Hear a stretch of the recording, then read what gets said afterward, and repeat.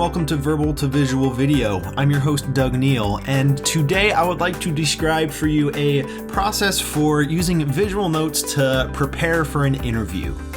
Recently, I was invited to be a guest on a podcast, which is both exciting but also a little bit nerve-wracking because it's been a while since I've been a guest on a podcast. At this point, I am much more comfortable being the host of a podcast than I am being the guest on someone else's podcast.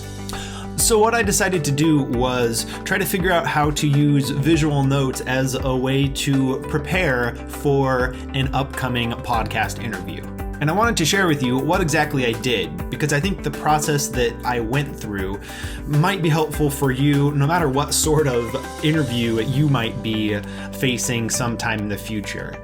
I think it's a process that doesn't just fit for podcast or radio interviews, but would work equally well for job interviews. Or even just meeting up for coffee with someone who you haven't met before, and maybe you're getting together to pick each other's brains on certain topics. It's really just a way to prepare for conversations when you know at least some of the topics of discussion of that conversation. I used 3x5 index cards as the material on which I would get these notes down in preparation for that podcast interview. So what I would like to do is show you specifically how I formatted those index cards and specifically how I used them. I think the first thing to ask yourself when prepping for an interview is what topics are worth thinking about and kind of solidifying your ideas around that might come up during that interview or that conversation. And I broke those topics down into 3 categories. The first category is your story. Simply being able to concisely describe who you are and what you're about. That's a valuable thing to have as an interviewee.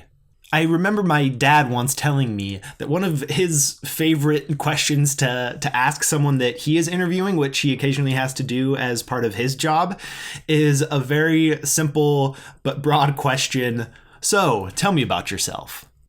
That is such an open-ended question and could potentially be a hard one to answer, but no matter whether or not you've thought about that question and have prepared an answer, or if you're just answering it off the cuff, the way you answer that question will tell a lot about your personality and what you're all about, which is really, I think, what my dad intended to get out of that question before maybe digging into more specific topics related to whatever position that interview actually relates to. And what's interesting about being able to concisely tell your own story is not only is that a helpful thing in the context of conversations with others, it's also pretty important for your own internal dialogue. So much of how we navigate the world has to do with the story that we tell about ourselves, the story we tell ourselves internally.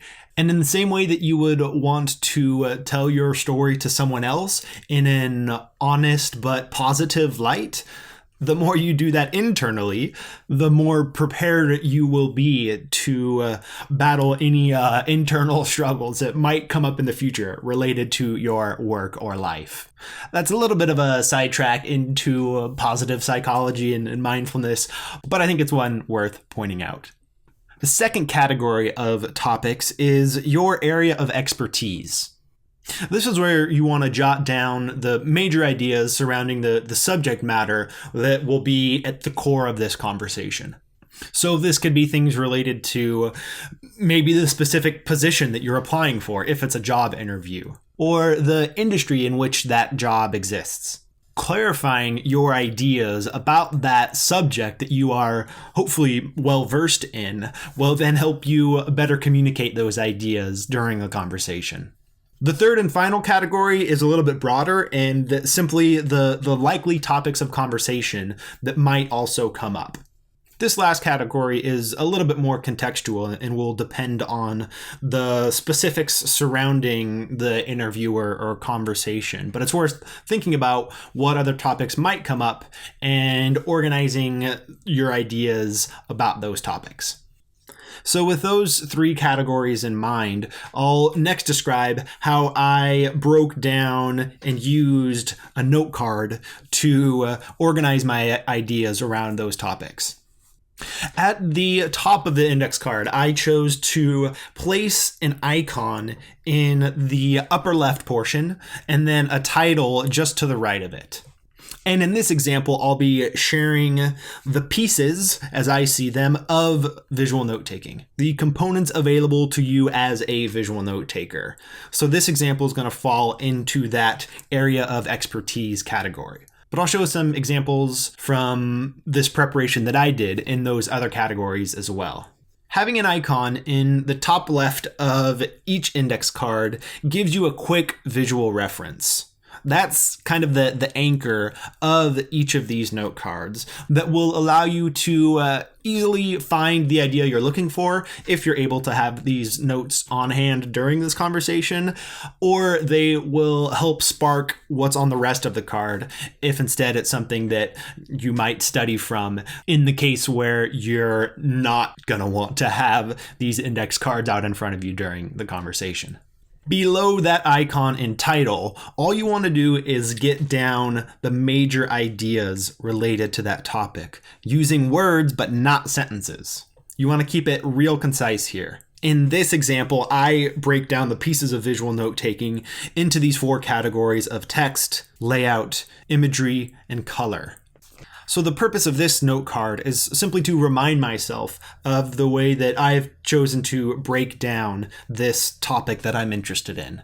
And even if you think that those ideas are already solidly ingrained into your brain, it doesn't hurt to reiterate them in this way to avoid any sort of Rick Perry style stumble during a conversation around these ideas.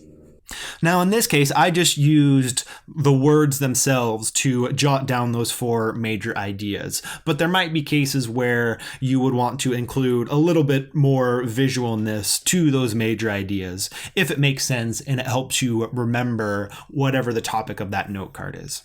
And I think the biggest thing to remember here is that you should avoid full sentences. You're not trying to get the entire idea down, just whatever quick reference you need to be able to then extemporaneously talk about that particular subject. So that is the overall structure that I gave to these index cards. Here are a few more examples that demonstrate the other categories of topics that might be worth preparing.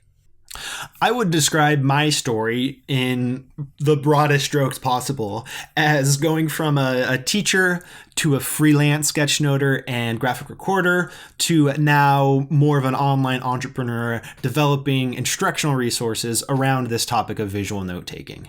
Those are the three main stages of my professional career thus far. And with this brief and concise reminder, I can tell that story easily, and then, if appropriate, delve into any of those three stages in more detail, if it makes sense in the context of the conversation. Another example in the area of expertise category has to do, for me, with the benefits of visual note-taking. I want to be able to clearly describe why this visual note-taking thing is something worth doing, why it's a skill worth learning. And for me, the primary benefits are, one, clarity, having all of these ideas on the page at one time and being able to see them all, which then gives you confidence in your understanding of whatever topic you're describing, which allows you to act on those ideas in a meaningful, well-informed, and effective way. And even the way I just said all of that is an example of how it might come up in conversation as well. I didn't script out that phrase. All I did was look at that note card and then fill in the gaps in between each of those words, knowing that there's this kind of big picture structure to it. And finally, for that third category, likely topics of conversation, in this podcast interview that I've been referencing, it's primarily a business-themed podcast. And one of the topics that I knew might come up would be online resources that I use to help me in the development of my business skills. And one resource that I use a lot, which I've mentioned in at least one previous video, is this website called fizzle.co. They have a free podcast, which is wonderful and entertaining. And they also have this membership site where you can get in-depth training and also participate in this vibrant community of folks that are building their own independent online businesses.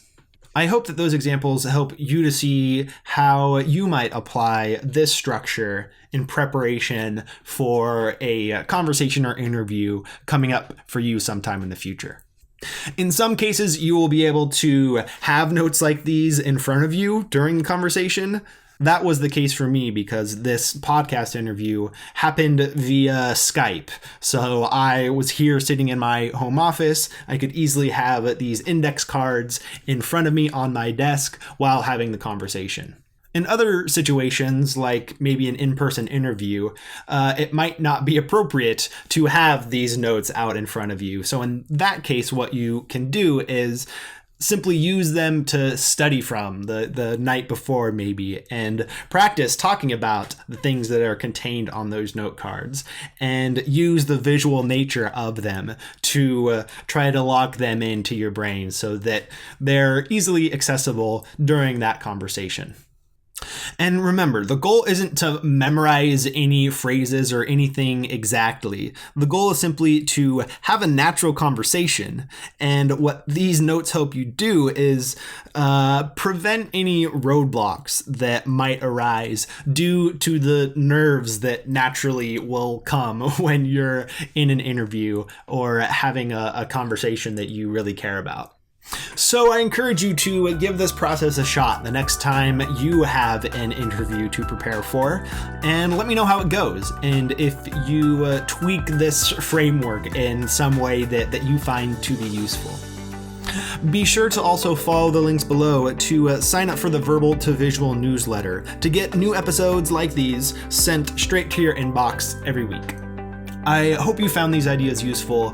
Good luck putting them into action, and I will talk to you next week. Until then.